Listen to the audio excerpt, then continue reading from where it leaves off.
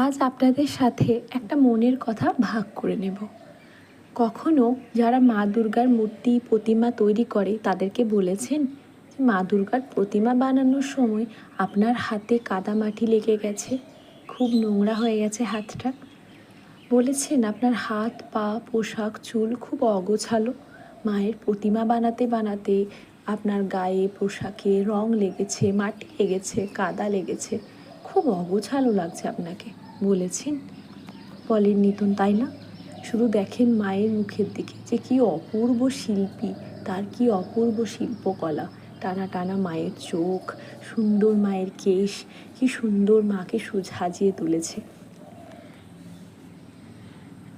কেন বললাম জানেন? এই আপনারাই কোনো নতুন মাকে দেখলে বলেন, ইস, বেবি হওয়ার পর তোর কী অবস্থা হয়েছে রে, তোর চোখ মুখ বসে গেছে, কি মোটা হয়ে গেছিস, নয়তো বা কী রোগা হয়ে গেছিস। না না, আমাকে এখন তেমন কিছু শুনতে হচ্ছে না, কিন্তু আমার ফার্স্ট বেবি হওয়ার সময় বহু মানুষের কাছেই শুনতে হয়েছিল।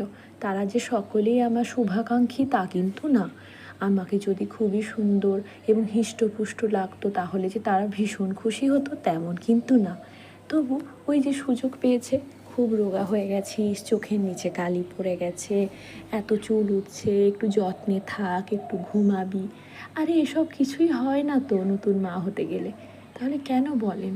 কথাগুলো খুব ছোট্ট, খুব সাধারণ, কিন্তু খুবই কষ্টকর। আপনারা বলবেন না, আমার অনুরোধ রইল। আমি নিজে এটা অনুভব করেছি। আমার ফার্স্ট বেবি হওয়ার সময় প্রচণ্ড ব্লিডিংয়ের জন্য এক কথায় আমি মরণের হাত থেকেই বেঁচে ফিরেছিলাম জানেন।